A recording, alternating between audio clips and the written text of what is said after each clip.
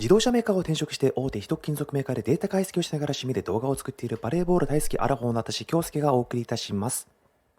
今回ご紹介するのは読売広告社を経て出版業界に転職し、今は株式会社アスコブの常務取締役の柿内貴文さんが書いたこのオムライスに付加価値をつけてくださいです。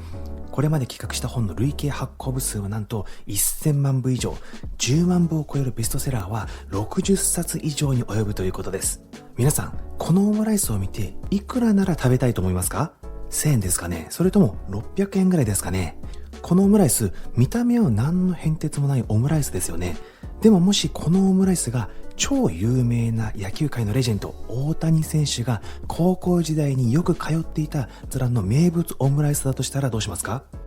大谷選手のファンであれば2000円払ってでも食べたいなんていう方もいらっしゃるのではないでしょうか。普通のオムライスの相場なら800円から1000円ぐらいですよね。なんで2000円も払って食べたい人がいるのでしょうか。それはこのオムライスには付加価値がついてるからなんですよ。具体的に言うと、このオムライスには大谷選手が昔食べていたという付加価値がついてるんですね。何もオムライスだけではありません。世の中のあらゆるものは付加価値だらけなんです。今回はそんな付加価値について詳しく説明してくれるこの本について分かりやすく解説していきたいと思います。皆さんは付加価値のないものを買いたいと思いますか？当然買いたいと思いませんよね。そうなんです。付加価値が不足していると頑張っても全然売れないんですよ。そして実は付加価値が必要なのはお店だけではないんですよ。私たちが普段働いている会社でも付加価値が必要なんです。例えば上司から資料作成を依頼されたとしますよね。この時に上司が期待している内容を下回ったらどうなるでしょうか？おそらく修正してくださいと言われてしまいますよね。これも付加価値の問題なんですよ。依頼した以上上司は付加価値をつけた仕事をしてほしいと思っているということですね。なので付加価値を下回る仕事をしていると余計な仕事をする羽目になりますし、評価にも影響してくるんですよ。そんな日々が続くと結果的に自信もなくなってきて自己肯定感が低くなってしまうなんてことにもなりかねないわけなんです。そのため付加価値を高めるってことはお店を開いている人だけじゃなくて私たち全員にとって大切ということなんですね。では付加価値って一体何なんでしょうか？実は価値っていうものには3つあると本書では説明してるんですよ。1つ目は既存価値、2つ目は皆さんご存知の付加価値、最後に付与価値です。既存価値とは想定内の価値ということです。価値を受け取る相手がこのぐらいの価値が普通だよなと思っているラインのことです。先ほどのオムライスの例で言えば800円のオムライスがあったとして食べてみたら美味しいけど飛び跳ねるほどではないよな、価格も妥当だなと思ったら既存価値です。この既存価値っていうのは受け手が想定しているラインなので特に喜んでくれることはないんですよ。一方付加価値はどうでしょう。2000円のオムライスでも大谷選手のファンならば大谷が高校生の時にこれを食べてたのか、大谷が食べてきたオムライスを食べることができるなんて幸せなんだと感じるはずですよね。この時感じた価値と既存価値との差が付加価値になるわけですね。それでは付与価値とは何でしょうか。これは受け手が思っている既存価値を下回る価値のことです。オムライスの例で言えば1500円のオムライスということで少し高いけど期待して食べてみたらこのクオリティで1500円かよ、もう来ることはないなって感じになる状態のことです。このように私たちが普段生活している中ではこの3つの価値に至るところで遭遇するわけです。そして付加価値の高いお店は人気になりますし、付加価値の高い会社員は会社から重宝されて給料が上がったり昇進したりできるわけです。なので付加価値を高めるって生活していく上ですごく大切なことなんですね。じゃあどのように付加価値を高めればいいのという疑問が湧いてきますよね。まずは付加価値を作る考え方について簡単にご説明していきますね。突然ですが質問です。とても美味しくて安いオムライスのお店がありました。しかしあなたはこのお店のことを知りません。お店でオムライスを食べた時の感動、すなわち付加価値を受け取ることはできるでしょうか？当然できないですよね。これなぜかというと皆さんに付加価値が伝わっていないからなんです。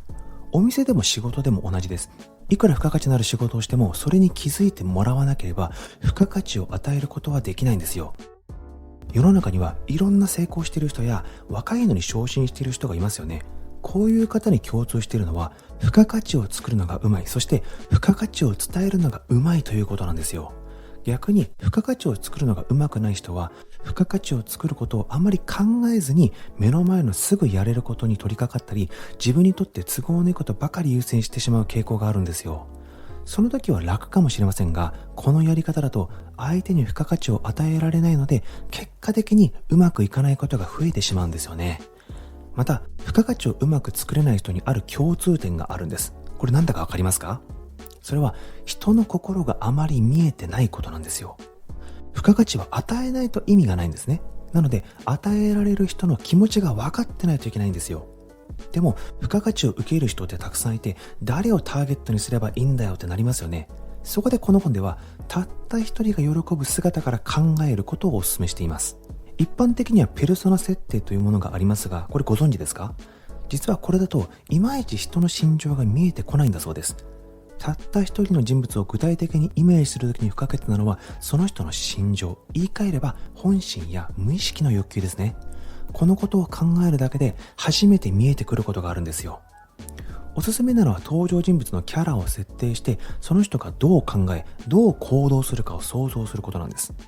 実はこのなりきり読書チャンネルでは、基本的に登場人物をもう一人設定して、その方の悩みを解決する本を紹介するというのがコンセプトになってるんですね。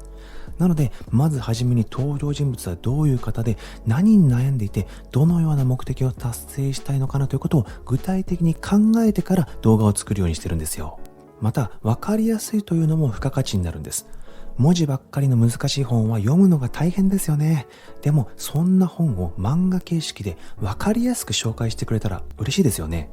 そのコンセプトを実際に行っているのは、フェルミ漫画大学という人気のチャンネルです。また、わかりやすい本要約の動画に共通しているのは、ビヨンドという有料の動画作成アプリを使っているという点です。文字のアニメーションが多彩で、聞き手が理解しやすい作りになってるんですね。これ仕事においても同じですよね。文字ばかりのパワーポイントよりも図を使ったり、そのページで言いたいことが必ず一番下に記載されているという資料は分かりやすいと感じませんか？こういう資料は付加価値を与えることができるんです。ちなみに分かりやすくする方法については、本書に次の9つの方法が記載されております。よろしければどれか活用してみてください。次に、付加価値を作る技術についてご説明したいと思います。本書では多くの付加価値を作る技術が記載されていますが、ここでは特に使えると思った3つを紹介していきますね。1つ目が小話プラスです。心に響くいい話を作ることは付加価値の一つになるんですよね。ガイアの夜明けとかアナザースカイとかのノンフィクションって登場人物の苦労話とか思いとか熱意が語られますよね。そういうストーリーを聞くと私たちの心に刺さるものがありますよね。それが付加価値になるんですよ。特に失敗や挫折などの話は付加価値になるんです。なぜなら失敗や挫折は話をした相手に対して親近感や共感を生むからなんですよ。想像してほしいんですが、完璧な相手に対してはリスペクトはするかもしれませんが、親近感や共感は抱きにくいですよね。でも、実は僕ってこんな失敗たくさんしてさ、なんて話をされると心を開いてしまいますよね。これが相手を引きつけるための付加価値になるんです。私の場合だと、なりきり読書チャンネルとか言ってますけど、中学生まで漫画を読むのを避けてたほど文字が嫌いだったんですよね。中学になっても退屈な時は自分の机に先生の似顔絵とか書いて遊んでることもありました。その後、高校の数学のテストで、それまでは得意だった数学で、文章問題が難しすぎて理解できないという事態に陥ったんですよ。それでやばいと感じて昼休みに図書館で本を読み始めたのが始まりです。そんなに分厚くない小説だったんですが、一冊読んだ時に内容はあんまり覚えてなかったけど、僕でも頑張れば本を読むことができたという達成感があったんですよ。そこから本を読むようになったんですね。今では年間に50冊ぐらい読んでます。なので今は動画を見てくださっている皆さんに対して、私が読んだ本の内容をお伝えして、少しでもお役に立てたら嬉しいなと思い、このチャンネルを始めたんですよ。二つ目が分解法です。付加価値を作るときには、ご自身のアイディアに興味を生み出す要素があるかどうかを軸に考えるといいんですよ。そしてこれが興味が湧く5つの要素です。この項目に当てはめると人は興味が湧くんですよ。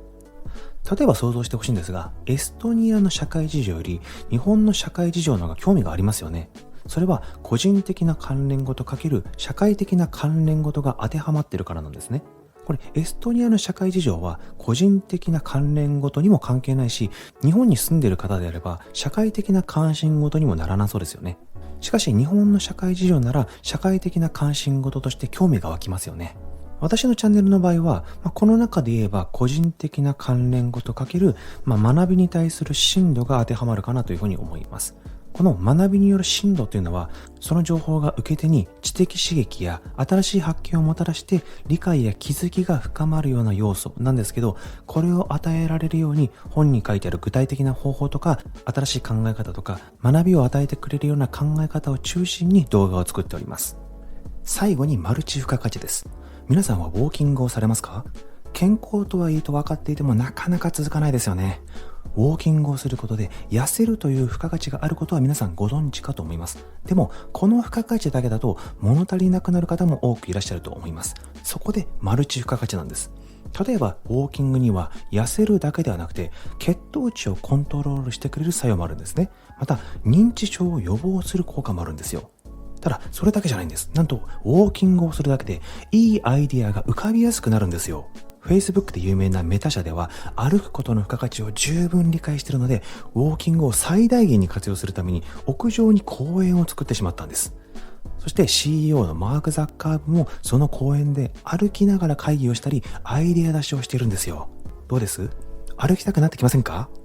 このように付加価値をたくさんつけていけば様々な人がメリットを見つけやすくなるんですよ。なりきり読書チャンネルで言えば、読むのがめんどくさい、忙しくて本を読む時間がないという人に対する本要約の付加価値と、本をどうやってアウトプットに活かせばいいのという人のために登場人物を設定して自分ごと化してアウトプットをアシストするのが付加価値というふうに定義しております。もう少し付加価値を高められたらいいのですが、そこはまだ課題です。はい、ということでいかがでしたでしょうか。この本にはこの他にも様々な付加価値を高めるための技術が紹介されておりますので、ご興味のある方はぜひ見てみてくださいね。なかなか普段付加価値に向き合うことって少ないと思いますが、これを機にご自身の仕事について付加価値を高めるにはどうしたらいいのかなと一度考えていただけたら嬉しいです。社会全体が付加価値を考える世の中になれば、きっと今より住みやすくなりそうですよね。そんな付加価値を与える一人になれるように私も頑張りたいと思います。それでは次の動画でお会いしましょう。